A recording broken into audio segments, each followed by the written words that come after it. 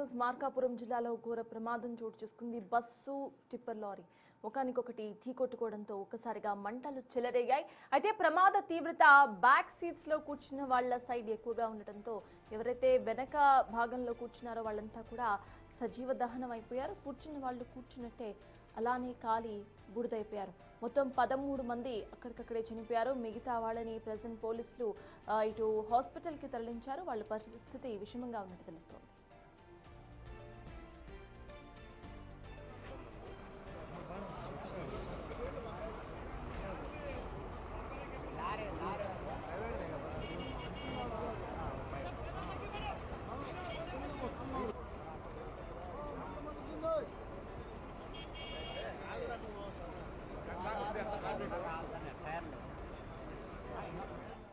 ఇప్పటికి ఇదే అంశానికి సంబంధించి మనతో మాట్లాడడానికి విహాపతస్ doctor Lakshmanarao, road accident expert. నమస్తే అండి. నమస్తే.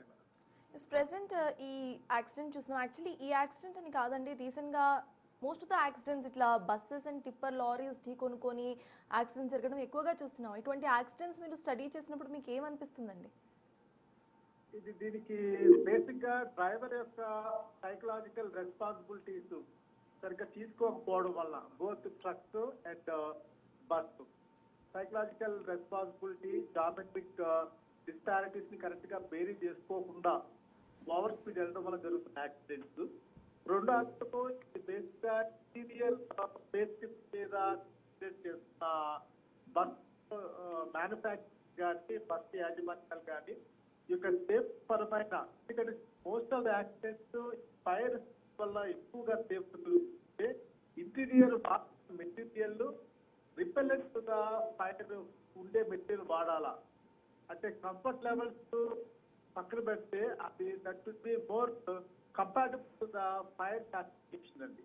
అది లేకపోతే ఫైర్ స్టార్ట్ అవ్వడం, ఇంపాక్ట్ వల్ల జనరేట్ అయిన ఫైర్ అది అవడానికి ఇంటీరియర్ మెటీరియల్ వాడే మెటీరియల్ అదొక రెండో కారణంగా చూడవచ్చు.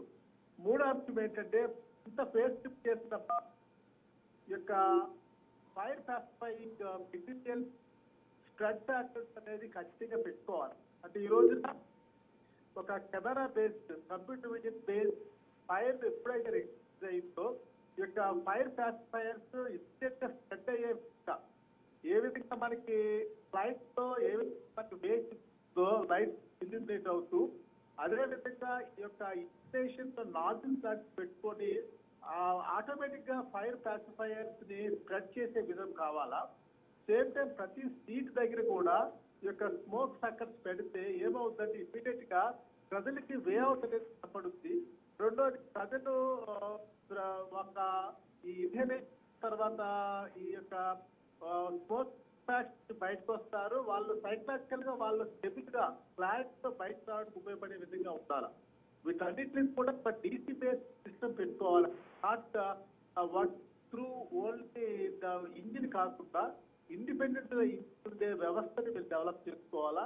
It may be through the turbines or through the independent fire పాసిఫైర్స్ spread చేసే విధానం పెట్టిన రోజున ఈ యాక్సిడెంట్స్ కావాలనేది నా ఉద్దేశం అండి.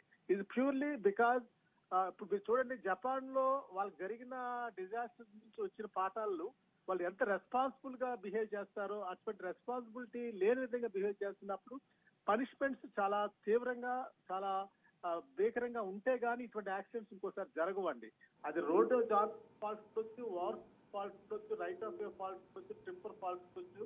But it is purely misbehaviour of the infrastructure, misbehaviour of the spatial damage of the vehicle on mobility and misbehaviour of the drivers గా మనం లక్ష్మణరావు గారు, రీసెంట్గా సైతం ఇటువంటి యాక్సిడెంట్స్ జరిగినప్పుడు సేమ్ స్ట్రక్చర్ ఆఫ్ ద ఏదైతే బాడీకి వాడుతున్న మెటీరియల్ ఏదైతే ఉందో అది మారిస్తే కాస్త ప్రమాదం తగ్గే అవకాశం ఉందని అంటూ కూడా మాట్లాడారు. అయితే దీనికి సంబంధించి అంటే ఎటువంటి ఫైబర్స్ వాడితే ఈ ఫైర్ ఇంపాక్ట్ అనేది తగ్గుతుంది అనుకోవచ్చండి? Exactly madam. ఇప్పుడు ఫైబర్ రెజిన్ బోర్డ్స్ తో చేసేది, ఫైబర్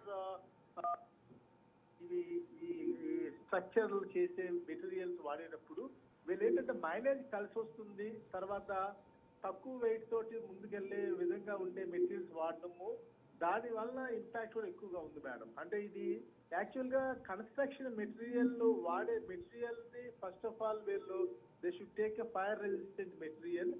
సేమ్ టైం ఎక్స్టీరియర్ గా ఫైర్ సాటిస్ఫైయింగ్ మెటీరియల్ కూడా ఖచ్చితంగా డీప్ స్టోరేజ్ ఉండాల్సిందేనండి. ప్రతి సీట్ దగ్గర ప్రతి సైడ్ ఆఫ్ ద వెహికల్స్ ఉండాలా, ఖచ్చితంగా automatic opening of the Windows రావాలన్నా స్మోక్ సక్ చేసే వ్యవస్థ ఉండాలా. ఇది రిపీటెడ్ గా జరుగుతుందండి. ఫైర్ ప్రోగ్రెషన్, ఫైర్ ఇంపాక్ట్ అనేది ప్రతి యాక్సిడెంట్ లో కూడా కనపడుతుంది.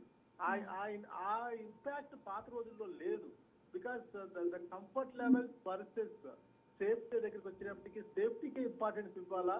కంఫర్ట్ తగ్గట్టు మెటీరియల్స్ వచ్చినాయండి. ఈ రోజున ఫైర్ రెపలెంట్ మెటీరియల్స్ వచ్చినాయి, కానీ వీళ్ళు దాన్ని వాడటం లేదనేటప్పటికీ వాళ్ళు చెప్పే వర్షన్స్ లో మేబీ ఇంపాక్ట్ కి సరిగ్గా పగిలిపోతారు. కానీ అసలు లైఫ్ వెళ్ళిపోతున్నప్పుడు ఒక యాక్సిడెంట్ జరిగిందంటే మీకు దరిదాపు 5 to 6 crores అండి. As per UN road safety council ఆధ్వర్యంలో చూస్తే ఈ రోజు మోర్ దెన్ 5 to 6 crores ఉంది.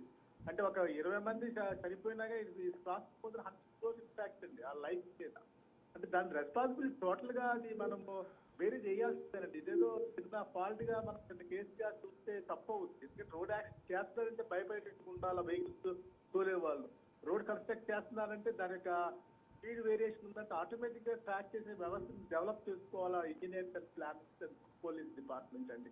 లేకపోతే ఇది ప్రజల ప్రాణాలని గాల్లో with improper material of the bus అంటే మాత్రం అది ఖచ్చితంగా ఈ కన్స్ట్రక్షన్ ప్యాటర్న్ లో వాళ్ళు వాడాల్సిన మెటీరియల్ ని రీలుక్ చేయాల్సిందేనండి.